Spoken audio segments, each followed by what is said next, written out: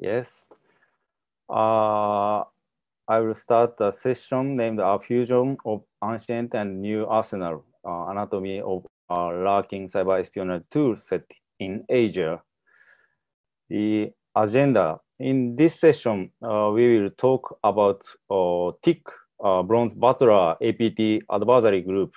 They are suspect Chinese origin. And I will talk about intrusion method and initial tools. Then I switch speaker to Hiroshi. Hiroshi will talk about post-exploit toolset and activity. Finally, a discussion of developer and operator of these tools. Okay, our introduction is already done. We are, as a summary, we are very interested in cyber espionage and researching around 10 years already. Okay, let's start talk about the TIC group. They are a cyber espionage group who has been active from about 2008. Very old and still keep active group, we think. And famous attack in Japan is from end of 2016 to early 2012. They have their original exploit against a Japanese major asset management tool named SkySea. This vulnerability is very severe because the vulnerability is on listening port. So this group scanning global IP address, then they found vulnerabilities. Then they exploit and drops malware named XXMMRAT. Initially, we think this group's purpose looks like collecting PII, personal identifiable information, but recently their target is mostly focused on manufacturing company, and we think they also try to collect intellectual properties. And around that target change timing, their tool arsenal changes. This is around 2018. The most target countries are Japan and Korea. Today, we will focus on talking about Japan incidents and malware tools we found in Japan. First, I talk about the target industries of this group: chemistry and wireless, electric, ocean engineering. And I believe these areas are very strong Japanese manufacturing area. The big news in Japan is one of the biggest electric company named Mitsubishi Electric was compromised by this group around 2018 to 2019. Also, in our company helps this group's intrusion around chemical and wireless these areas. So first, how this attack group intrude in the victim organization. They start from spear phishing emails. And the unique thing around from 2018 we observe is they sent spearfish email to overseas branch office. They look targeting Japanese company, but they sent these companies branch office in overseas, and emails are sent compromised legitimate account of related company. So the victim users this looks legitimate and maybe open these files. And attachment files they use is just executable file in zip file or Office exploit file. And one thing I want to mention is they also use 8.t dropper. 8.t dropper is famous that this exploit framework looks sharing among the Chinese APT groups. TIC is one of groups that are using 8.t dropper. And the last thing I mentioned about they scan global IP address and do exploit Japanese asset management tool. This packet has been monitoring from 2016 to 2019 February. They have been doing that. They have been looking for that exploit chance. So why I think they sent spearfish email to other countries is one reason, I guess, is overseas branch officers are very low awareness for those attacks. In Japan, we share this kind of information, and we do employee training to not open this kind of attachment file. But I guess the overseas branch office in China, Korea is a little bit low awareness against. And this is interesting point.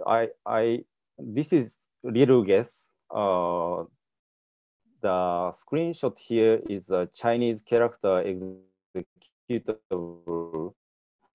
This is attachment to the email file. And this kind of just attached executable file, we generally, I don't open that file. So I guess there may be a possibility the inside cooperator to open such attachment file to a victim.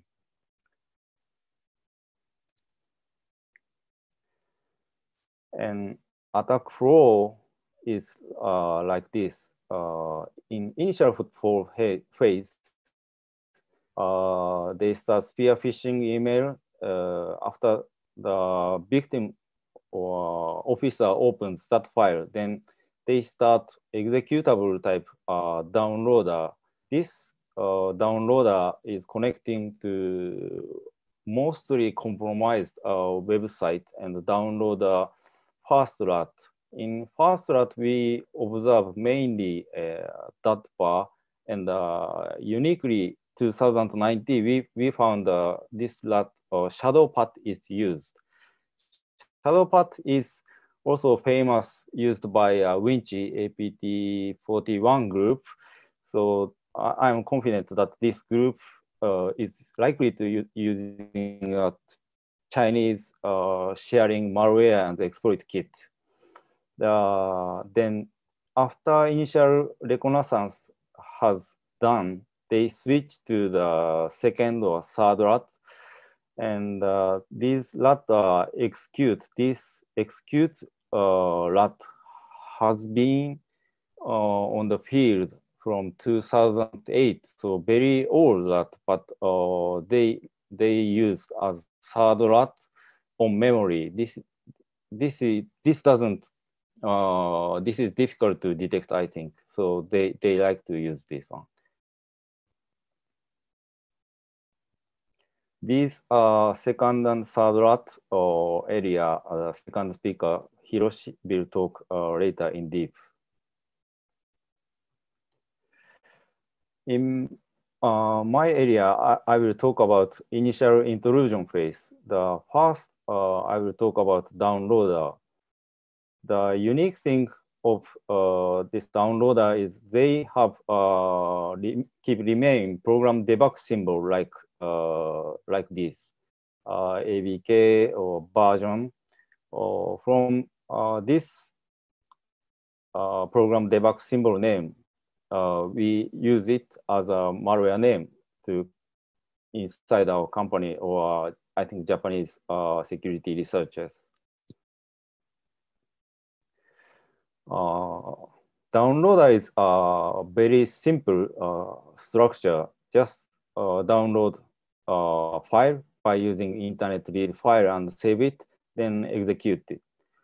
This is a very fast sample and first sample. And during the very short period, they developed this downloader and added some features. In 2019, we named version downloader. This downloader just has a remote share feature. The one thing they like this downloader is very low detection rate, I think. Then I talk about version downloader and DLL. This DLL runs with a legitimate FortiGate 40 tray exe as a side loading because there is a version DLL in Windows System 32 folder. And this version DLL is connect to C2. And before that, they check version DLL and get file version info exa function because Windows 7 or 8 System 32 version DLL doesn't have these Win32 APIs. Then they found this downloader figured out. Then System 32 DLL doesn't have this API. Then exit. So this malware only looks to like work on Windows 10 environment. This is a typical remote shell feature, pipe, create pipe, and the pipe, and CMD exe.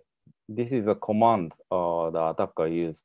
One thing I want to mention here is the same chemical industry target was attacked by Winty last year before tick intrusion, and in version this downloader with a remote shell has started working. They start use net use with username and password. So maybe victim information was sharing the attacker groups.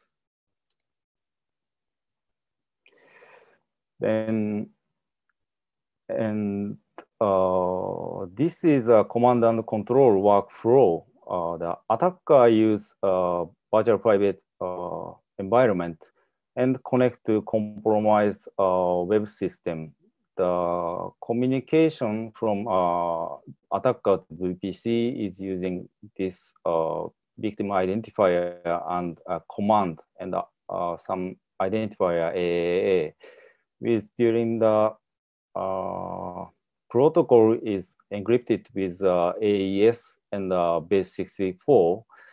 This command S means correct installed application and versions. The reason why we can figure out this exactly is we have a cooperation from a compromised website and analyze this in deep.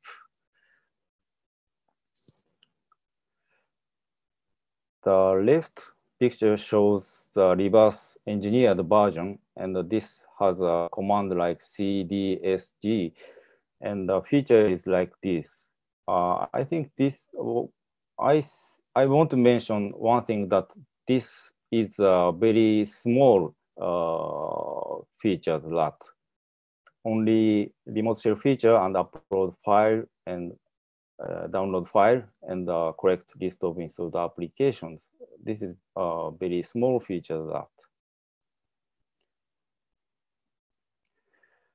And command and control traffic encryption is done with AES and the base 64. They have a key.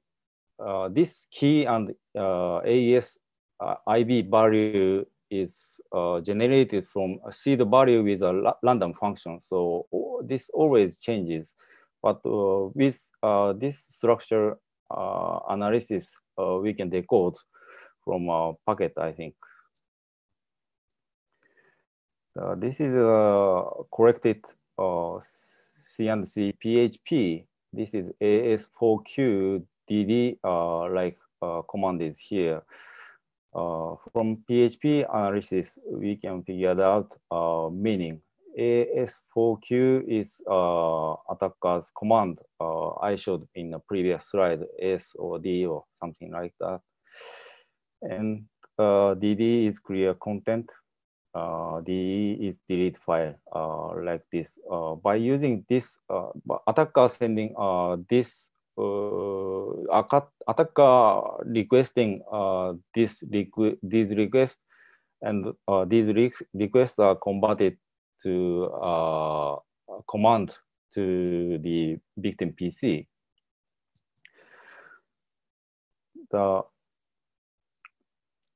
From a compromised PC, we can correct the, we can identify the IP address where attacker is connecting.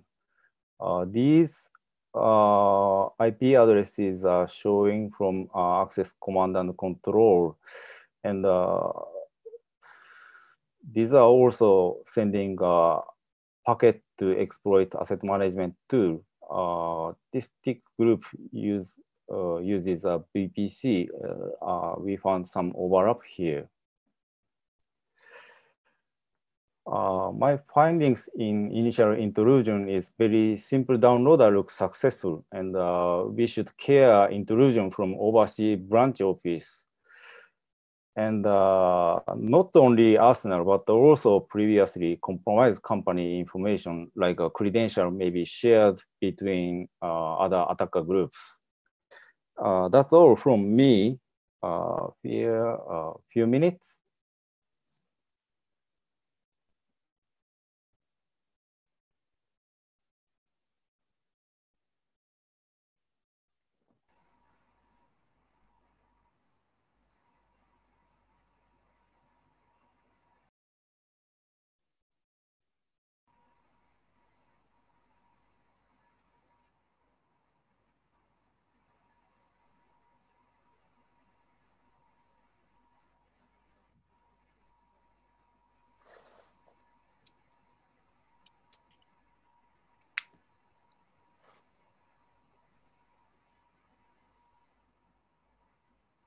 Yes, yeah, this is my first slide.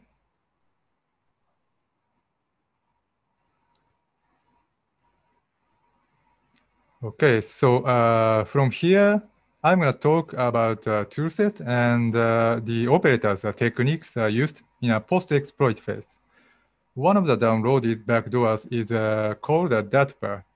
It's a Delphi-based HTTP route, and its configuration has various kinds of items, like a C&C domain, and a mutex name, and a user agent, and a business hour. Business hour means that communicates with the C&C server only in a configured certain time frame.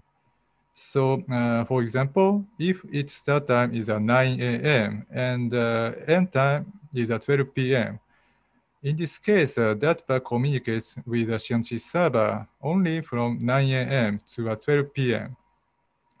The screenshot at the bottom of the slide is a configuration of a DATPA. And its start time is 0 and end time is 24. So that means that this DATPA communicates with the C&C server for 24 hours. So, you know, like it's very diligent guy.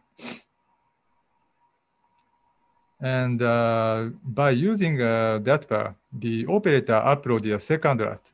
We call it a RAT code loader. It's a Windows DLL file type and run as a service. One of its characteristics is encrypted C&C domain is stored in a registry key. And the C&C domain is encrypted by using a base64 plus single byte XOR. It downloads a RAT module from an external server and executes it on memory. So RAT module itself is fileless. And some variants are VM protected for anti-reverse engineering. route code loader is installed by the installer. It changes its behavior based on the past parameters. So the operator runs installer without any parameters. And installer copies itself to three different files with three different names. And installer runs the copied three files. When it runs with I parameters, it creates service for persistence. And when it runs R parameters, it drops the route code loader and it inflates the file size to about 120 megabytes. This technique is called binary padding to surrogate security product detections, especially antivirus product. And when it runs M parameter, it starts created service to launch a route code loader. Route code loader is loaded by run DL32exe and export function named win7 load is called with one parameter. This case SC policies string. This parameter is used to find the registry key where the encoded C&C domain is stored. Third route is execute. The reason why we name it execute is from the embedded debug string message in the binary. We believe execute is just a typo of the execute. So this is kind of outstanding, and we call it execute. This route is used in a lateral movement phase. And there are two types of execute. One is a DLL, and the another is a exe. And again, route code is also encrypted in the binary, and it is decrypted and executed on memory. So again, the route code is fileless. This is the infection flow of execute. The operator uses a psexec command to install the route code loader on another device. And when the loader runs fast, it copies itself and uses binary padding or randomized data. So it eventually changes its file hash on every installation. And the file hash can be an indicator to find this malware. And the copied execute loader decrypts the execute code and injects it into another process, like a SVC host process. Or just decrypt the execute code into its own process memory and execute. So execute has been used for over 10 years, and the first version was 1.16. It was found in 2008 in South Korea. And the latest version we have observed is 3.21. It was found in 2019. There are many featured implementations, and many featured implementations actually have not been changed for over 10 years. There are a few of changes. One is embedded place. Until 1.4, execute is embedded in a resource section without encryption. And from 1.6, execute is started to be encrypted and embedded in a data section. Communication encryption. So the traffic with the C&C server is just encrypted by single byte ZOA until 2.2. And after that, the developer started to use the custom compression plus RC4. And the number of remote commands has not been changed so much, and just one trivial command is added from 3.1.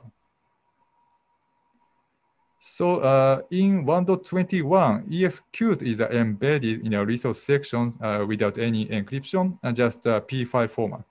And so this is very clear for us.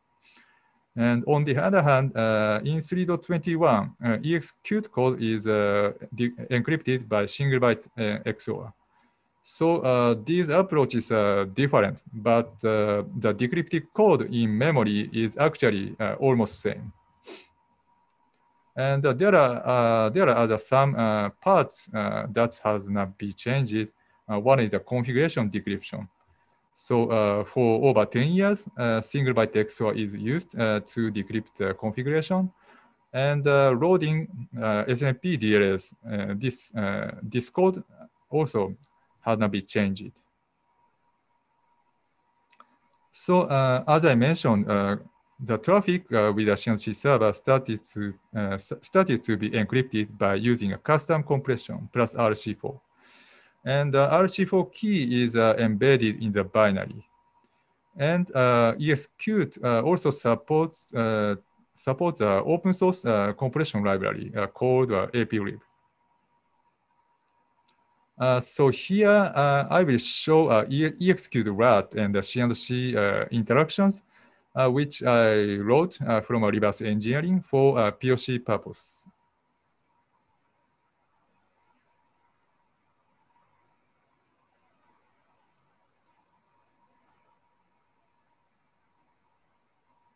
So here the window at the top is a C&C panel. I'm sorry for not a fancy one. I wrote for POC purpose. And now I start the listening port 8005 and waiting for client connections. Now a client connected, and I can send some remote command to a compromised device. And I check the compromised device information. Now I can see compromised device host name and the system directory and the CPU and memory and uptime and the beacon interval and communication business hour. And I checked the configured C&C information. Now I can see 3 C&C servers configured in this execute.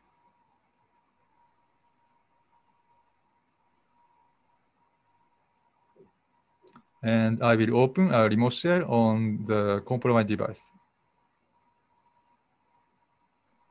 And now I can run any virtually Windows commands, like who am I? And I can see the username of the compromised device. And I will change the current directory to C drive. And I can run the netstart command to check the open port. Okay, so this is the end of the demo.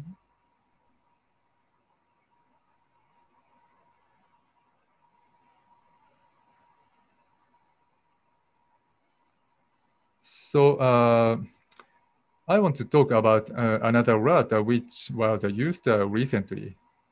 This RAT is developed on the open source RAT called Stitch. Stitch is a Python-based RAT which can run on a cross-platform. And in this attack, Windows client was used to compromise the platform. And the developer of the custom Stitch added some changes in the code. And our attribution this RAT with tick group is medium confidence from a same target. So this custom Stitch was used to attack the enterprise tick group attacked before. And there are some common techniques in the custom Stitch code, and same with the tick other toolset. So one common technique is global IP collection. Custom Stitch and the execute collect the global IP of the compromised device by accessing the global IP check site. And another common technique is delimiter. Custom Stitch and DATPA use 3 vertical lines as the field parameter, field delimiters. So custom stitch, actually a stitch is a cross-platform route.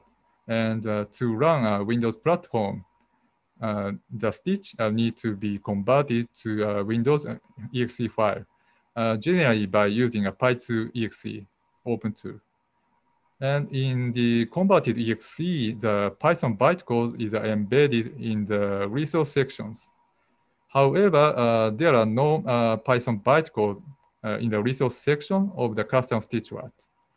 The developer changed a little bit to convert a Windows exe, and custom stitch route try to find an encrypted probe by searching for start mark and the end mark. And after finding an encrypted probe, it decrypts the Python bytecode by using a single byte XOR. So there are some nice tools to unpack the Python source code from a converted exe. But unfortunately, these tools don't work for this case. And we needed some manual work to retrieve a Python source. So by writing the simple Python script, and I used the uncompiled 6 Python module to retrieve the source code. And regarding traffic communications, the developer added just one traffic flow to the original stitch traffic flow. So after establishing a connection with the C&C server, the custom stitch client uploads the compromised device information encrypted by RC4 plus base64. We speculate that is used for filtering of the target. So by receiving this compromised device information, C&C server determines the connection can be accepted or not. So again, I show the custom stitch route and the C&C interaction for demo.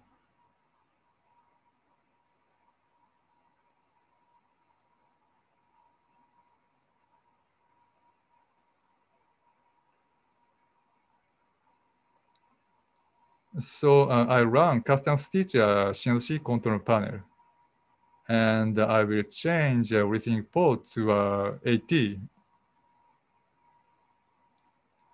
And now C&C server is waiting for client connection.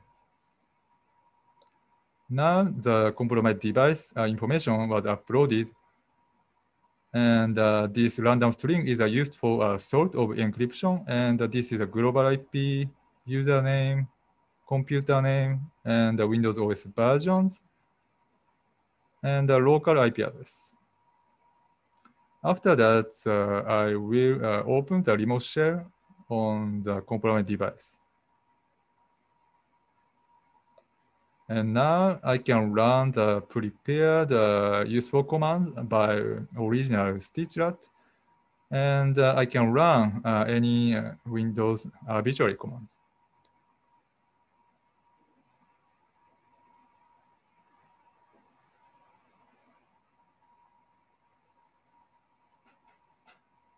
Okay, so that's the end of this demo.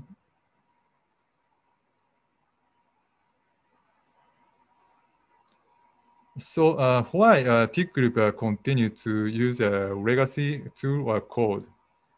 We speculate the simple reason is just still effective, and the memory space is still a sweet spot for adversaries, and especially in post-exploit phase, I think. And developers' favorite coding styles haven't been changed in the memory. I think one reason is just operators are not concerned about it. They don't care as long as it works well and not being found by the target or the security vendors. And so some developer favorite style like a mutex name, encryption key, and a substitution table, configuration structure, and the API usage are sometimes left same for a long time. And those information can be very valuable for us to find or hunt the adversary's activities. So quickly, I want to look at the operator side. So not every operator is well experienced and elite hacker. So sometimes the operators need a help command to check how to use it. And in one case, the same tool have been used for a couple of years. One example is a UPX packed WinRAR command. This UPX packed RAR command had been used for a couple of years. So like this information also can be valuable for us to find the malicious activities. Okay, so as closing, I want to talk some takeaways from one cyber espionage case. So now they are shifting attack vector to overseas branches. As Hajime mentioned, overseas branch offices tend to be less security awareness compared with the headquarter regions. And TIC group use a very simple downloader. It's just download a file from external server and execute it. So sometimes this kind of file is difficult to be detected by the antivirus products because of its simple features. And we need a mindset of being a compromiser eventually. And we should prepare for the compromise which happened in some day. And the main payload analysis is more challenging. Now, Adversary is very cautious to transmit the second payload and filters the target very carefully. So, it's very difficult for researchers like us to get a second payload and adversary's TTP after post-exploitment. So only target can get threat actor TTP, and their internal intelligence becomes more important. And cooperate with the trusted partner is also important. TIC group compromise a legitimate website and misuse as a C&C servers. So it is very tough for network sensor to find a malicious traffic. And after establishing the foothold, the operator uses a living off the run binary and some general tools. So we should not focus on only a dot like a malware detection or just a C&C server IP address. Instead of that, we should take some approaches to find anomaly using some techniques like log correlation or machine learning approach. And developers are not operators. So sometimes the developer's favorite techniques or coding styles are remnants in a memory, and the operators are not concerned about it. So some variable traits information we can find in a memory space, and we can use it to hunt and find the adversary's activities in early stage. So that's all from us. Thank you for your attention and thank you for your time. Thank you.